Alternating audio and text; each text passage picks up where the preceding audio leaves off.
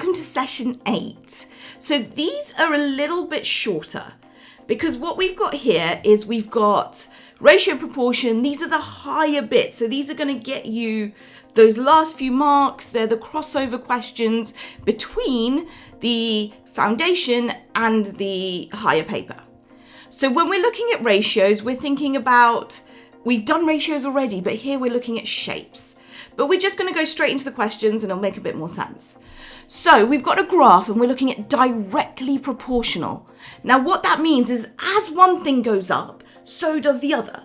So if something is directly proportional to something, so y is directly proportional to x, as y goes up, so does x by the same amount. Now you're going to draw this line beautifully with a straight line and a ruler, but that's what all that means. Okay, so here we've got two similar shapes, and we're also told that B is an enlargement of A. Well, it's very obvious, we can see here that B is bigger than A, and the scale factor is 1.5. So that means B is 1.5 times bigger than A. Right, first things first, angles are the same. So angles aren't involved with the scale factor, only the sides are. So we're going from 5 to h, we've got to go up by 1.5.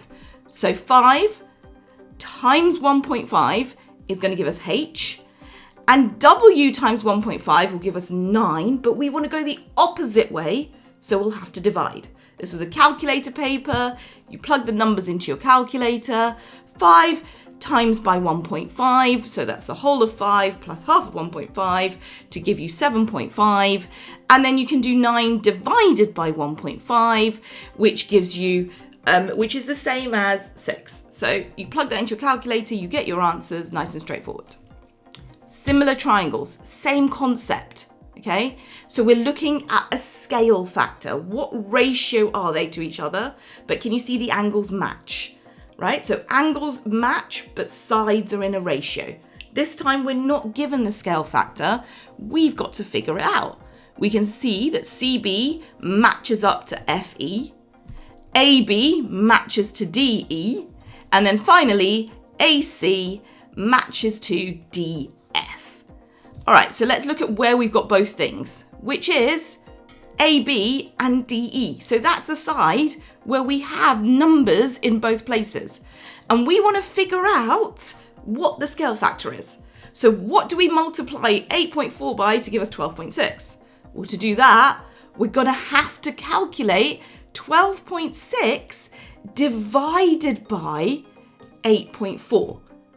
So when we do that, we plug that into our calculator and we're going to get 1.5. So we're looking for what is the scale factor that gives us that. So therefore, if we're going that way, so we're going from ABC to DEF, we're multiplying. Whereas if we go from DEF to ABC, we're dividing. So to find the length of DF, we're multiplying. 6.4 multiplied by 1.5 gives us 9.6. So now we're going the opposite way. We want to go from FE to CB. So instead of multiplying, we're going to be dividing. 15 divided by 1.5. So we plug that into our calculator. If it was non-calculator, you turn it into a fraction, you get 10. Okay, so here we've got a question. Mia wants to borrow some money and repay it. She's got compound interest, which means it's not like interest from 1 year and then every time it's being added. So every single time the interest is getting higher and higher. We're only looking at 2 years, so there's no need for any complicated formulas. Let's take offer 1. We've got £6,000. We're going to work out 3%. And you literally use the percent button on your calculator. So that's shift. And then on top of the equal sign, there should be a percent number, percent value, and then equals. So 6,000 times 3% gives you 180. So she's already got that added. So 6,000 plus 180 gives us 6,180. We work out 3% for the next year. So in my calculator, I do exactly the same thing, 6180 times 3, and then the percent sign again. And when you hit your equal sign, you get 185.4. So the total must be 6,180 plus 185.4. So the total in which Mia needs to pay back based on offer 1 is 6,365.40. Now let's look at offer 2. The first year is only 1%. So in your head, you're like, oh, okay, that's less. And you should be able to work out 1%. It's just dividing by 100. But again, type it into your calculator. It was a calculator paper. So when you do 6,000 times 1%, you get 60. We're going to add that onto the original 6,000. Work out the 5% for the following year. So 6,060 times by 5%, which gives us £304. So the total that she's going to pay back is 6,060 plus the 304. Now in your calculator, you've already got those numbers. You can use the add sign and you get 6,364. You compare the two and you say, no, she's not correct. They're not the same amounts. So you have to write that conclusion-y line to get your final mark. All right, so here we go. Directly proportional. It's not directly proportional. The rules are, you've got a line, yes, it's going in the right direction, but it's got to start at the origin, because when y is 0, so is x. So the reason that graph is not proportional is because y is not directly proportional to x because it doesn't go through the origin, meaning that 0, 0 mark, okay? So directly proportional. All that means is as one thing goes up, the other goes up by the same amount. So we can use a letter to represent that.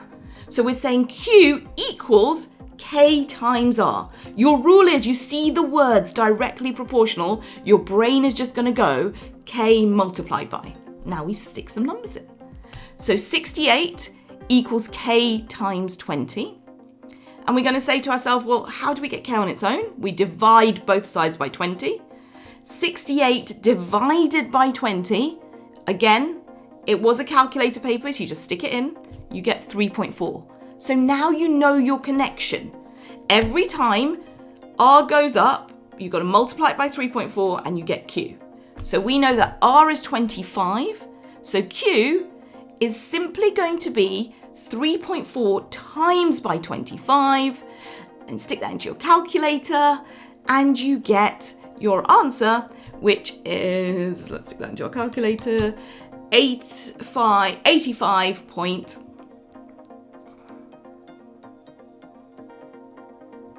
Oh, it's exactly 85. Sorry, I typed it in wrong. So type it in again, you get exactly 85. So hope that was useful. I know it's quite a quick run through, but like I said, this is mainly at the end of the exam papers, and if you can do these questions, that gives you those marks that tips you over to those top grades in the foundation course. If you're looking at this and you're taking a higher paper, these are usually the questions at the start of the higher paper. So you should still be able to do them. And there is a tutorial, and if I can't, I will make sure we link it. There should be one on how to use the ratio button on your calculator. If it's not up here, we'll make sure we redo it for you. Okay, hope that was useful and see you guys next week.